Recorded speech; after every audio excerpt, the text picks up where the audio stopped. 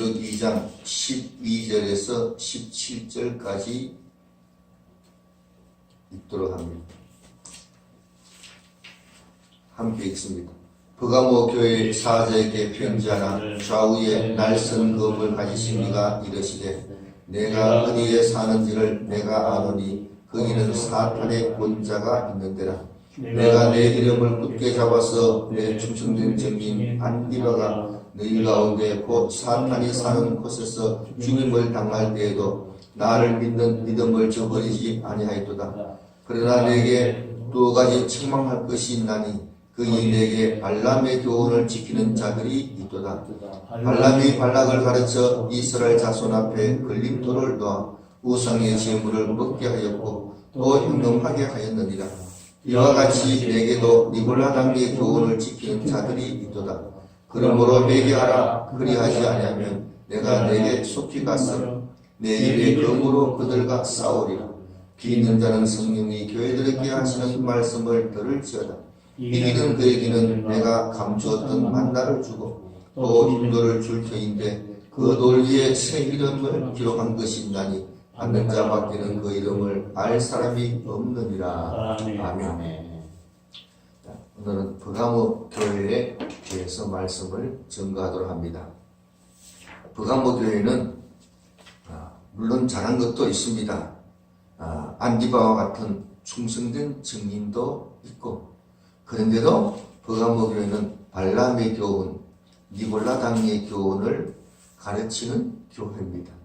교회에 와서 성경 말씀을 배운 것보다는 사람의 교훈, 발람의 교훈과 니골라 당의 교훈을 더 많이 배우다 보니까 하나님의 말씀을 모르고 도리어 이것이 하나님의 말씀을 대적하는 일이 되기 때문에 예수님께서 그 입에서 나오는 칼로 싸운다 이렇게 말씀을 하셨습니다. 자, 그래서 이 발람의 교훈을 가르쳤던 이 버가모 교회를 생각해 보도록 합니다. 버가모 교회 여기서 이 13절 끝에 보면은 안디바가 순교할 때에 나를 믿는 믿음을 저버리지 아니하였도다. 나를 믿는 믿음을 저버리지 아니하였다. 나를 믿는 믿음 이렇게 얘기했습니다. 이런 번역인데 근데 이 말에는 동사가 없습니다. 동사가 없는데 헬라어로는 뭐라고 되어 있느냐? 텐 피스틴 무 해서 나의 믿음을 나의 그 믿음을 저버리지 않았다. 이 말이 왜 중요하냐? 나를 믿는 믿음을 저버리지 않았다. 이렇게 하면은 어떤 상황에서든지 예수님만 믿으면 된다. 그런데 문제는 이단들도 예수 믿습니다. 이단도 예수님도 믿고 자기 교수도 믿고 예수 믿으면서 자기 교수 믿는 거예요. 그런 예수님을 잘못 알고 믿고 있는 거예요. 그래서 나를 믿는 믿음 이렇게 하면은 그래도 내가 예수 믿으니까 이렇게 생각하는데 이건 잘못됐다. 헬라를 보니까 텐 피스틴 무 이 말은 나의 그 믿음 이 나의 하는 이 헬라어는 소유격도 되지만 탈격도 됩니다. 모양이 똑같기 때문에 이때는 탈격으로 해서 내가 너에게 준 그 믿음 이렇게 이해해야 됩니다. 내가 너에게 준 그 믿음. 그래서 유다서 1장 3절에 보면은 하나님께서 단번에 우리에게 주신 그 믿음 이렇게 되어 있습니다. 하나님께서 우리에게 믿음을 주셨다 이 말이에요. 하나님이 우리에게 주신 그 믿음을 지켜야 되는 것이지 아무렇게나 믿는 게 아닙니다. 아무렇게나 믿는 게 아니고 하나님께서 나에게 주신 그 믿음을 지켜야 되는 겁니다. 그 믿음이 뭐냐? 첫째는 성육신 하신 예수님을 믿는 겁니다. 성육신 하신 예수님. 이 말은 뭐냐? 성육신 하셨다 이 말은 먼저 뭘 믿어야 되느냐? 삼위일체 하나님을 믿어야 됩니다. 아멘. 삼위일체 하나님은 성부 하나님, 성자 하나님, 성령 하나님이 계신다. 근데 하나님은 한 분이십니다. 그래서 우리가 이 용어도 잘 활용해야 됩니다. 잘 써야 됩니다. 삼위 하나님이 계신데 성부 하나님, 성자 하나님, 성령 하나님이 계신다. 그런데 하나님은 한 분이시다. 왜 한 분이시냐? 영광과 능력과 권위와 이 모든 것이 똑같기 때문에 한 분이시다. 이 지식이 중요합니다. 이게 틀리면 이단되는 겁니다. 그리고 또 한 가지 알아야 되는 것은 은혜 언약을 알아야 됩니다. 은혜 언약이란 것은 뭐냐? 삼위 하나님께서 서로 약속하신 약속이 있습니다. 성부 하나님께서 우리가 창조했는 사람이 범죄해서 다 지옥 가게 됐으니까 어떻게 하겠나 하시니까 성자 하나님께서 내가 사람이 되어서 땅에 내려가서 사람들을 위해서 대신 죄를 책임지고 죽겠다 이렇게 말씀하시니까 성령 하나님께서 사람들이 이 사실을 믿도록 하겠다 하겠습니다. 그래서 성부 하나님께서 그 믿는 사람을 내가 구원하겠다 이렇게 약속하신 언약입니다. 자, 이 언약은 우리가 한 게 아니고 삼위 하나님이 하신 겁니다. 삼위 하나님께서 약속하신 그 약속이 은혜 언약입니다. 우리는 이 은혜 언약을 분명히 알아야 됩니다. 자, 그래서 우리가 믿는 예수님은 성자 하나님께서 사람으로 오셨다. 이 성육신 하신 것을 분명히 알아야 됩니다. 이게 틀려지면은 전부가 다 달라지는 겁니다. 자, 그래서 첫째, 하나님께서 우리에게 주신 그 믿음의 첫째 중요한 것은 성육신 하셨다. 그래서 삼위 하나님이 계시고 은혜 언약 가운데 우리를 부르셨다. 이 사실을 분명히 알아야 됩니다. 두 번째는 성자 하나님께서 사람으로 오셔서 우리 죄를 위해서 대신 십자가에서 죽으셨다는 사실을 믿는 겁니다. 예수님께서 십자가 위에서 죽으신 그 죽음은 나의 죄를 위하여 대신 십자가에서 죽으셨다는 사실입니다. 예수님의 죽음이 내 죄 때문에 죽었었구나. 이 사실을 믿는 것이 중요하다. 세 번째는 예수님께서 부활하셨다. 죽으시고 끝난 게 아니고 말씀하신 대로 3일 만에 부활하셨다. 부활의 신앙을 갖는 것은 굉장히 중요합니다. 예수님께서 부활하셨다. 그리고 네 번째는 성천하셨다. 성천하셔서 지금도 하나님 우편에서 우리를 위해서 기도하신다. 우리는 주님 앞에 나와서 날마다 받을 은혜를 주님 앞에 아뢰고 기도하여 은혜를 계속해서 받도록 해야 됩니다. 그 다음에 다섯 번째는 예수님께서 다시 오신다. 다시 오신다. 이 다섯 가지를 믿는 것이 굉장히 중요합니다. 이 다시 오시는데 예수님은 언제 오시느냐? 언제 오시느냐? 주일날 오십니다. 그 많은 날 중에 무슨 요일에 오시느냐? 주일날 오십니다. 그렇기 때문에 우리가 주일을 지키는 것이 굉장히 중요합니다. 주일을 지키는 사람은 다시 오시는 예수님을 맞이할 준비를 늘 하는 사람입니다. 주일을 안 지키는 사람은 준비를 못하는 겁니다. 주일을 기억하고 지키는 것이 굉장히 중요하다.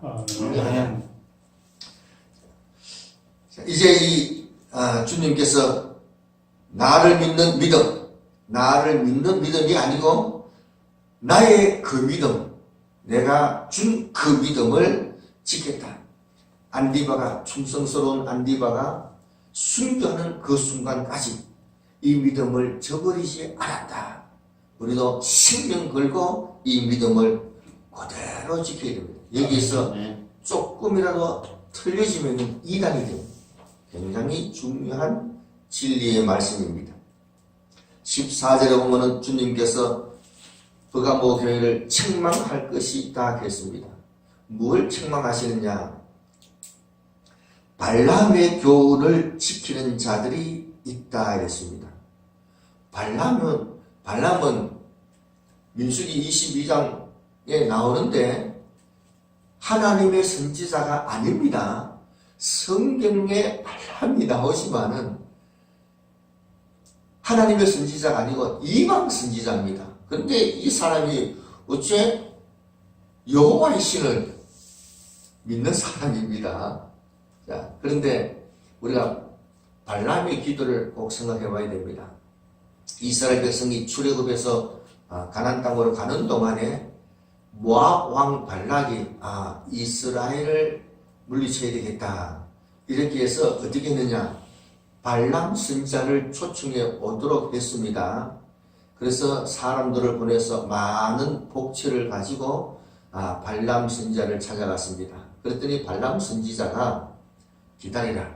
내가 이 밤에 기도해보고 하나님이 응답하시면 가겠다. 기다리라 했습니다. 그리고 기도했더니 하나님께서 가지 마라. 분명히 말씀을 하셨습니다.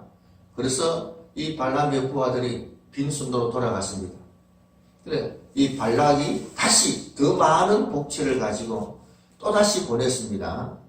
그랬더니 발람 선지자가 전번에 기도해 똑같은 사람 와서 똑같이 했는데 기도했으니까 안 간다 하고 끝내야 될 텐데 기도해보고 기다리라. 기도해보고 기도했는데 하나님께서 이번에는 가라고 하시네요.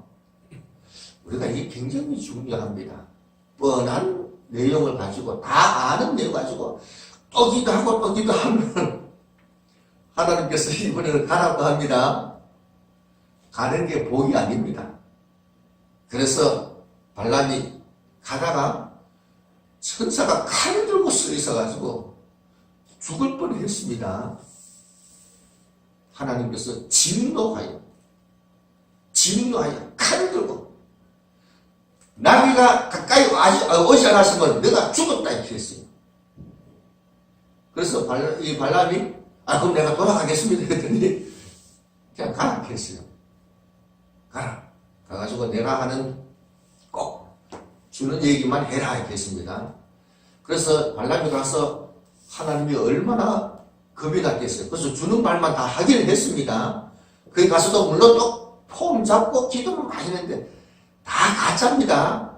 폼은 기가 막히게 잡았지만은 다 형식에 불과합니다.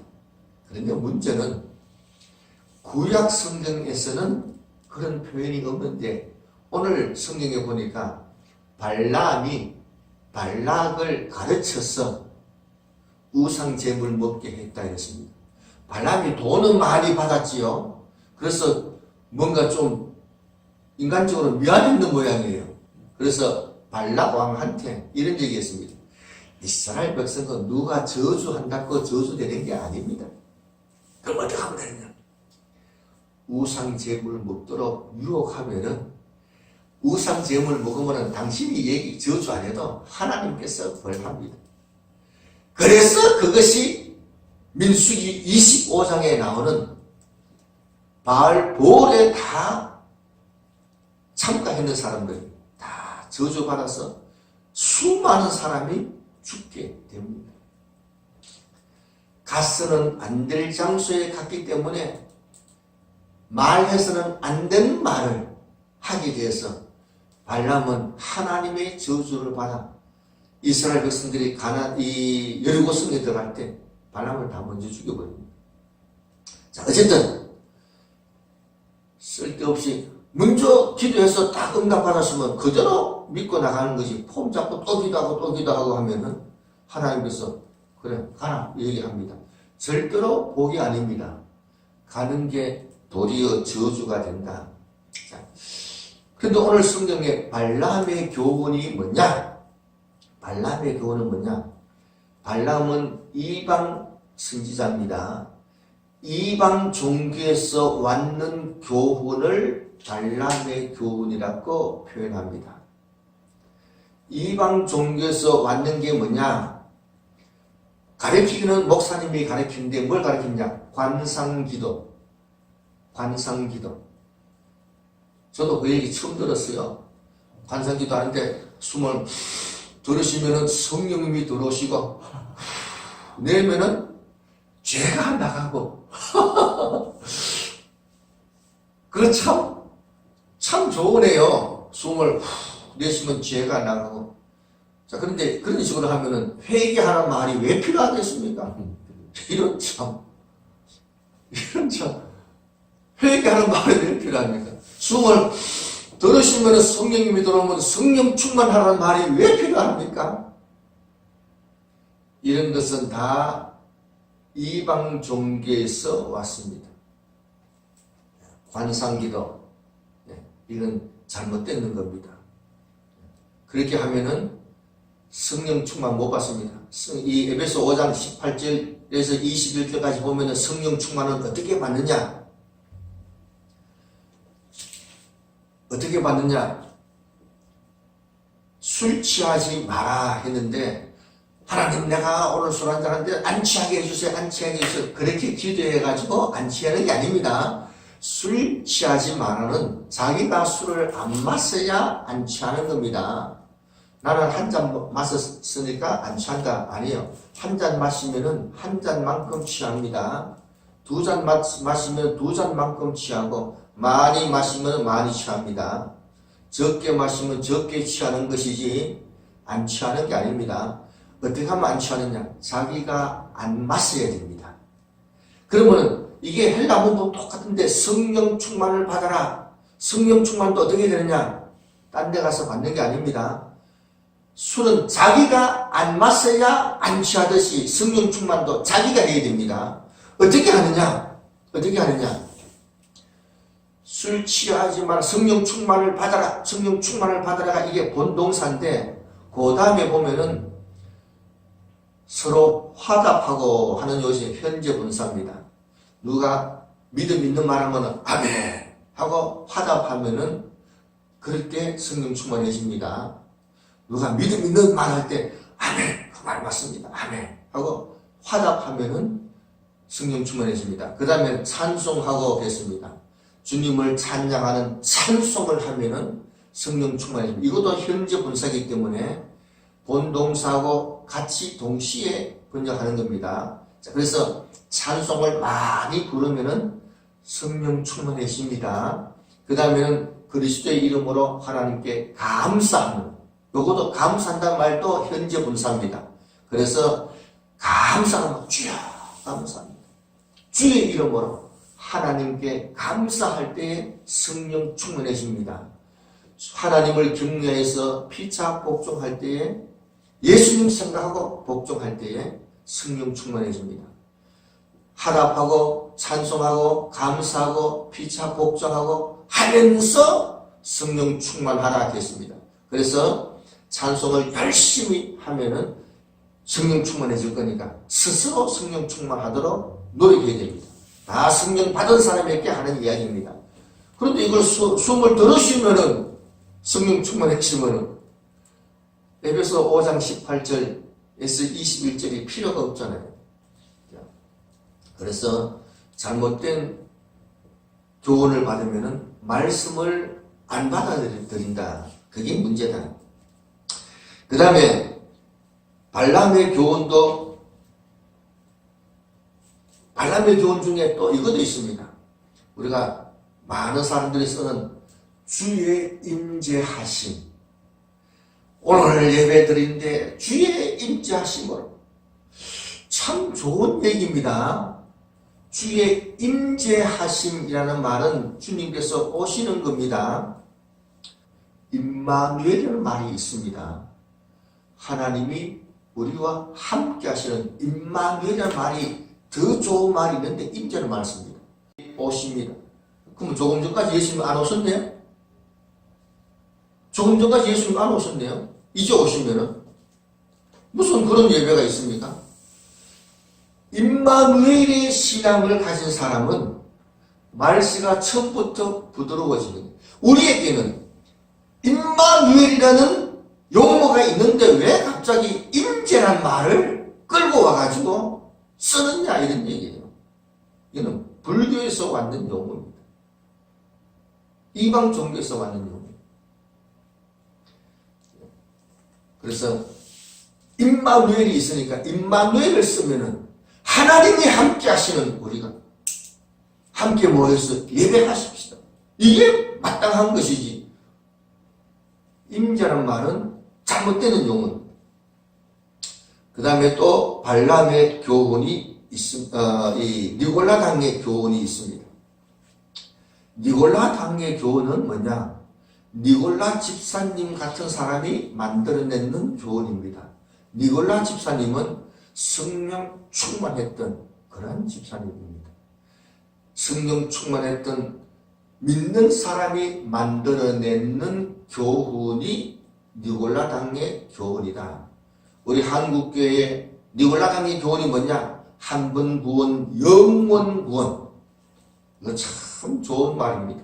그런데 이 말이 틀린 건 아니에요. 문제는 이 말을 모든 성경에다가 적용하기 때문에 틀려지는 겁니다. 그래서 이 말 때문에 한 번 구원 영원하다 하기 때문에 어떤 목사님은 $1 받은 사람도 결국에는 천당 간다 하더라고요.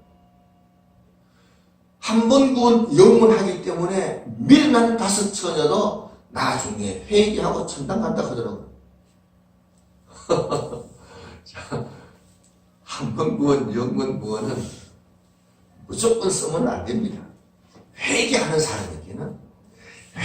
사람에게는 영원한 구원이기 때문에 괜찮다. 그 말 맞습니다. 그러나 완고하고 고집 피우고 퇴역한 회개 안 하는 사람에게는 절대로 적용이 안 된다는 것을 알아야 됩니다.